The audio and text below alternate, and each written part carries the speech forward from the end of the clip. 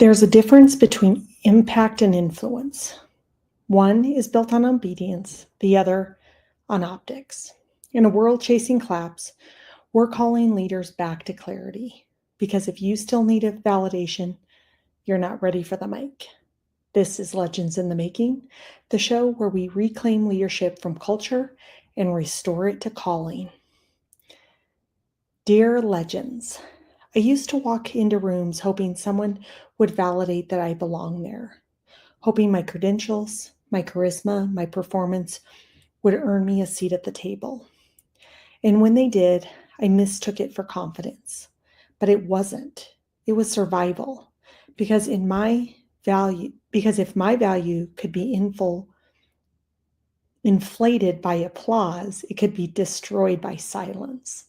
I wasn't leading, I was performing. And I didn't realize that every time I needed someone to clap, I was handing them power over my purpose. So today's reminder is simple. If you still need validation, you're not ready for the mic. But the good news, when you stop performing, God finally gets a word in. Let's talk about it. The former performer. So thank you, former performer. Sounds like you have made substantial progress or realization. And thank you for sharing with us the lesson with the world, because you are so right. Is when you stop performing, God finally gets a word in, where you can actually listen. We're actually coming from a state of being versus from a state of doing. And today's episode is going to be really good because we're going to get in depth here with, I think, a lot of spiritual principles that actually guide what's going on here and what so many people just don't talk about. And so I think we have to start bringing these into our conversation, because ultimately they're the laws, the guardrails that really start to shape how we live. And it's so incredibly important to really understand what's going on here. And so I think a lot of what was described in this letter is, do we know who we are? Are we in our state of being, of the essence of who we are, that we are our souls? Or are we really confused and conflating our ego, the individual doer, the separate, the illusion of our separate self, the part of us that thinks that we're actually in control of the outcome?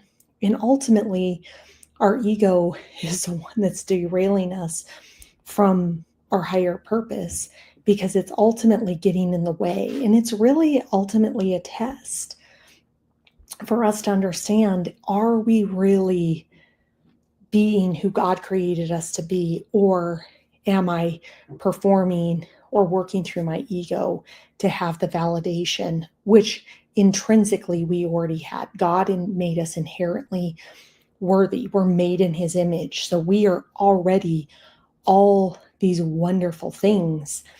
Everything that we go through in our life, whether it's leadership in an organization, whether it's athletics when we're performing as a student athlete, all are just examples to help us learn who we are supposed to be and how we're supposed to be.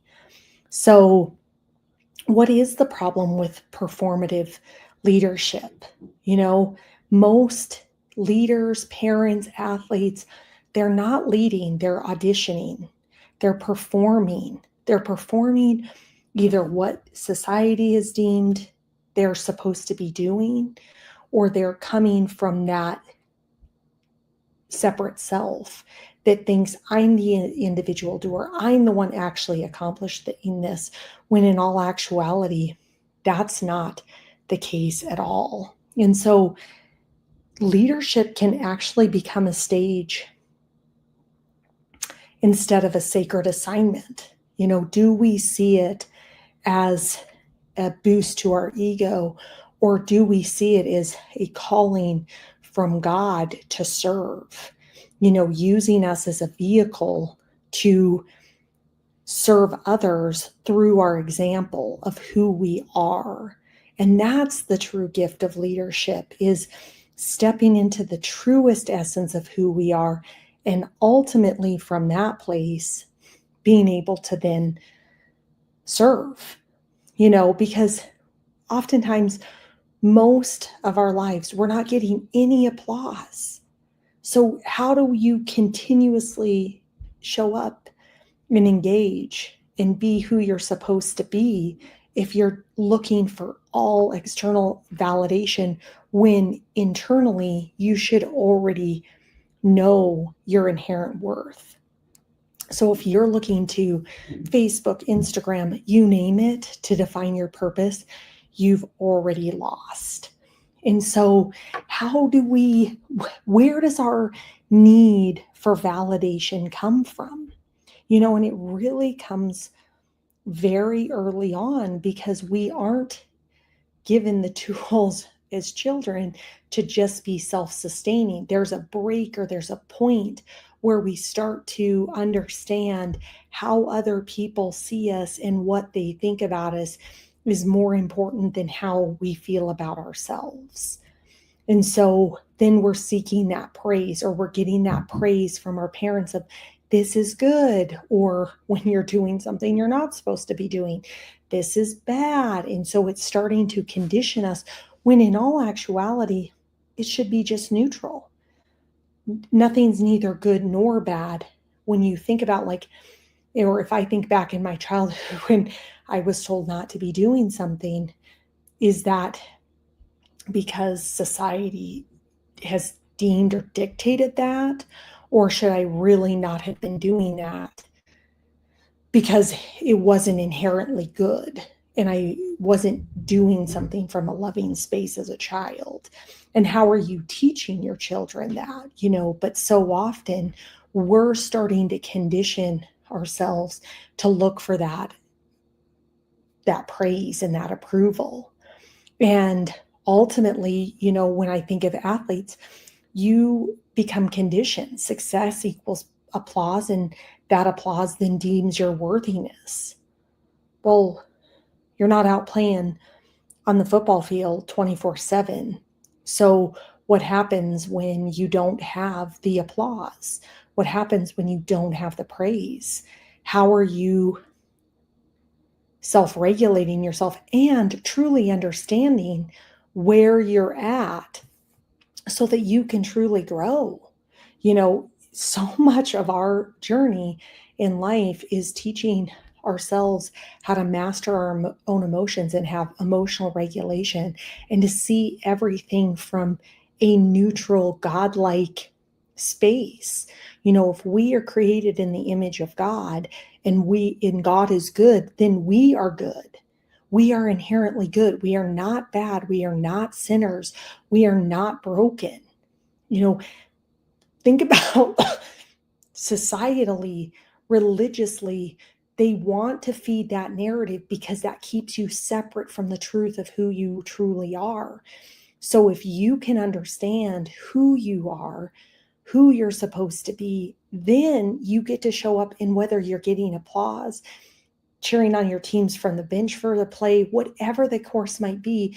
That in any given moment, God is using you for the highest and greatest good for all involved. And there's no ego, there's just service. And so we have created a culture of this instant gratification, validation, whether it's money, and NIL deals, like, okay, I'm inherently worthy because I'm getting more money. You're no better or worse than anybody else. You're just receiving a sum of money, and that doesn't make you any better or worse than somebody else that received no money. How are you using what you're being given as a platform to better society? That's what you should be thinking about. Most of our kids aren't thinking about that.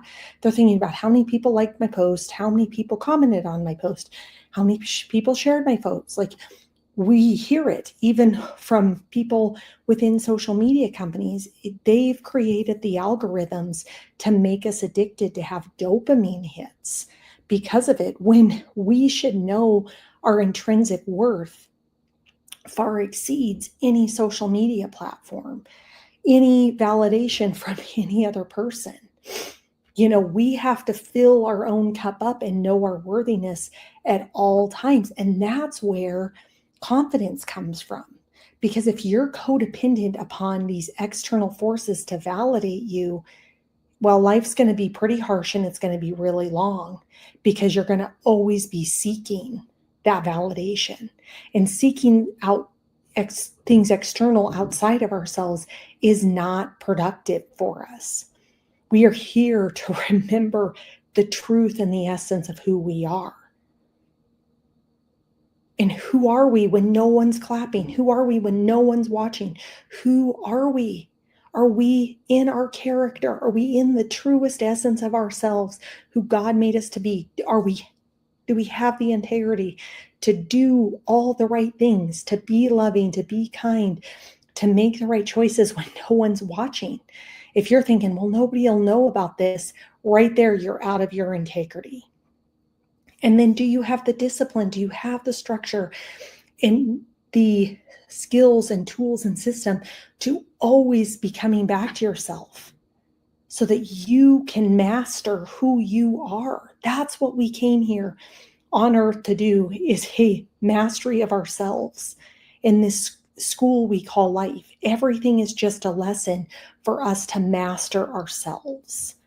So the spiritual truth, quiet obedience builds loud authority. God speaks in stillness, not in spotlight. The ego speaks first, and the ego speaks loudest. So when we're seeking that loud applause, that loud approval, that's telling us that we're not in alignment with our highest self. Because if we're aligned with who we are, we're okay in the quiet and the stillness, because we know who we are. Nobody external to us is validating that, because we have inherently tapped into the worth of our being.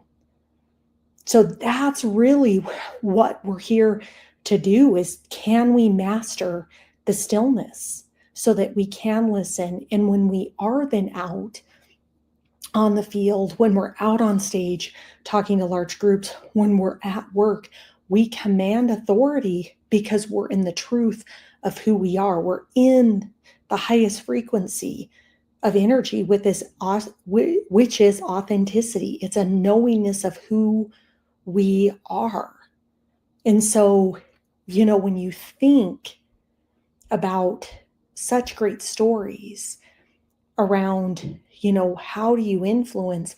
Most influential people often withdraw. They go within themselves before they expand out.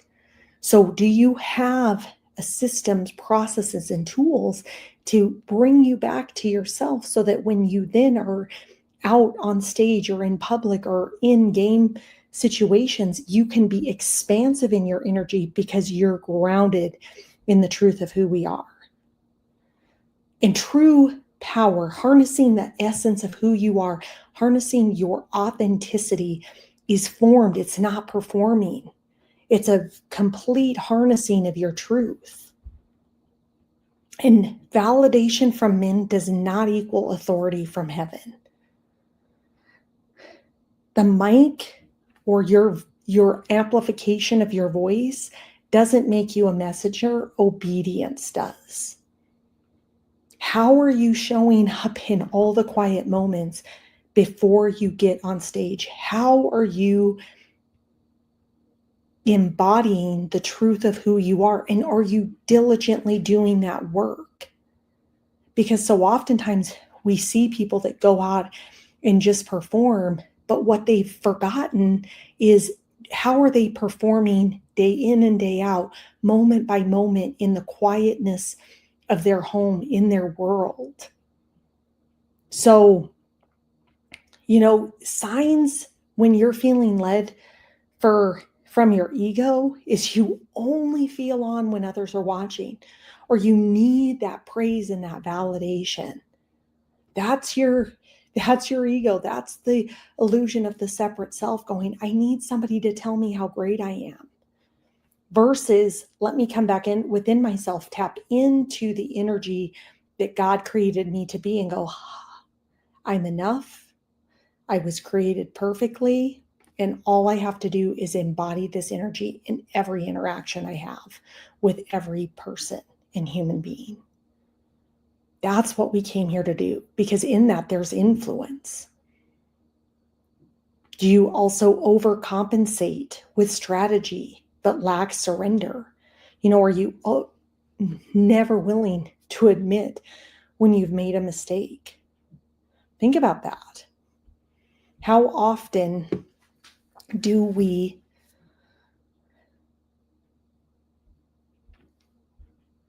overcompensate because we don't want to be wrong? We don't want to admit a fault. And ultimately, if you can come to a place of understanding there's just isness, it's neither good nor bad, there's no either right nor wrong, it's just what's going on, then you can react from a very neutral place. And you're not trying to overcompensate because you think you've done something wrong. Do you chase visibility and not vision? Do you live from a place of purpose and legacy and what God called you here to be? Or are you just chasing likes on social media or chasing the next promotion? Versus like, how am I truly showing up moment in, moment out for my team? And you also have moments when you're in your ego, when you're not getting recognized.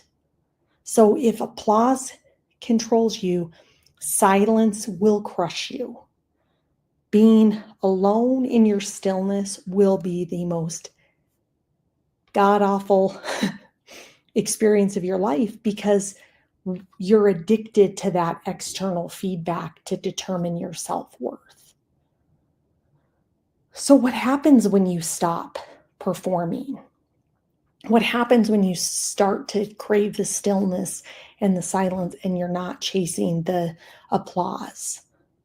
You build from peace, not panic. You build from your truth and authenticity, which, if you're building from that place, if you can get to a place where you harness and embody that energy all the time, more times than not, you are going to build a legacy that people will talk about forever.